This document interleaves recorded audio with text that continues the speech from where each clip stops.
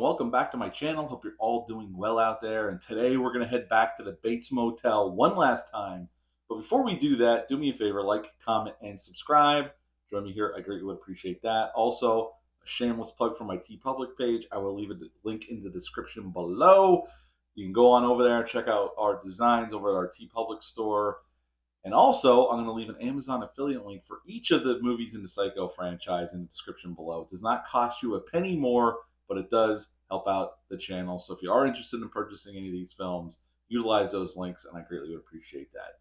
Now, today we're going to rank this franchise. There's 5 films, so let's get into it. At number 5 is the Psycho 1998 remake directed by Gus Van Sant. This film, I saw this in the theaters back in 98, came out in December of 98. I remember going to see it. And the one thing that came to my mind, although I used to hate the film upon rewatch on that Blu-ray from Scream Factory, I didn't hate it as much, but I still get that same sentiment in my brain when the movie ends. What the hell was the point of that? Obviously, Gus Van Sant tried. It's not a complete shot-for-shot remake, but it's damn close. He even tries to pull off some of the same shots Hitchcock utilized in the original film. And it's a stacked cast. Vince Vaughn, there's Norman Bates, we got Anne Heche, we got Julianne Moore, we got Viggo Mortensen, we got a lot. William H Macy, we got a lot of Robert Forster's in this film. We got a lot of notable actors. But at the end of the day, this is kind of a pointless exercise, and a $16 million budget to make this film, which to me is insane. There's absolutely no reason this film should have cost that much. But at the end of the day, Gus Van Sant doesn't bring anything new to the proceedings. There's a few small changes besides the house looking different, the masturbation scene with Norman Bates when he's watching, during the shower scene when he's watching, and a few little small tweaks. But other than that, this is pretty much the same movie. At the end of the day, it's the worst movie in the franchise at number 5. At number 4, we're going to go with Psycho 4, The Beginning. This aired on Showtime in 1990. This was directed by Mick Garris, who's directed a lot of horror films over the years, a lot of TV miniseries over the years, especially King miniseries. I like this film. I think Henry Thomas as young Norman Bates is great.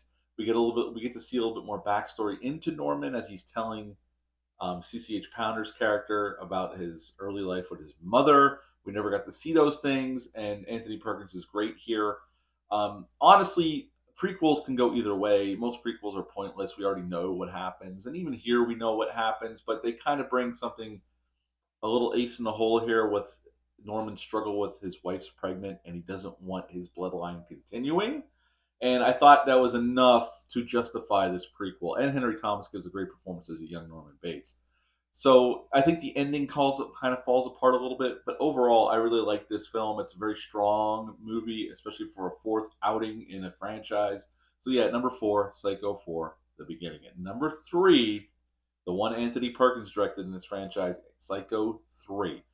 I really like Psycho 3. This is probably the one I rewatched the most as a teenager. It's the sleaziest.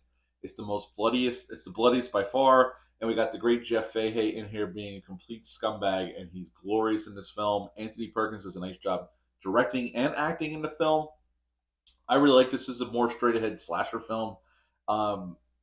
It's not quite as psychological as the first 2 films, but I really enjoy this one. So at number 3, Psycho 3. At number 2, a fabulous sequel, a sequel that many people think is better than the original. I'm not saying that, but there's a lot of people who feel that way. It's a damn good sequel, one of the best horror sequels ever made, and that is Psycho 2, directed by Richard Franklin. This came out in 1983, 23 years after the release of the original film, and probably at that point people were thinking, what's the point? I mean, Hitchcock's classic's been around for a long time.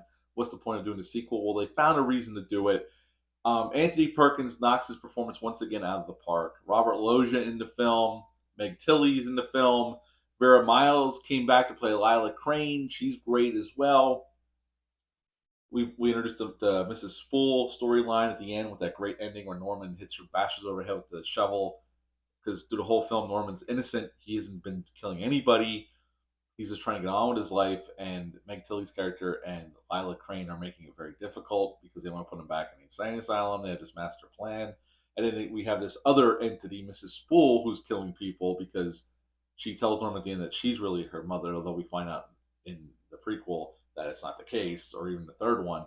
But I really like Part 2. It's a great, fabulous sequel to a classic original film, and this is an excellent horror film in its own right. So at number 2, Psycho 2. At number 1, the coup de grace, an absolute classic, to me, a perfect horror film, the 1960 Psycho, directed by Alfred Hitchcock. What a fantastic film. That 4K, even in black and white, looks amazing. I highly recommend it if you're a fan of this film. Transfer looks amazing. It sounds great. Anthony Perkins and Janet Leigh are phenomenal here. Everybody's great here. What more can be said about this film that hasn't already been said by more eloquent people? I love Psycho. I gave it a 10 out of 10. So at number 1 is the 1960 original Psycho. Quick recap: number 5, the Psycho 1998 remake. At number 4, Psycho 4. At number 3, Psycho 3. At number 2, Psycho 2. At number 1, the original Psycho. This list was pretty easy because all I did was go backwards in order that they came out in. Yeah, that's my Psycho franchise ranking. How would you rank this franchise? Leave a comment down below. Let me know. Hit the thumbs up. Hit the subscribe button. Share this video. I greatly would appreciate that. I'll be back soon with another video, but until next time, bye.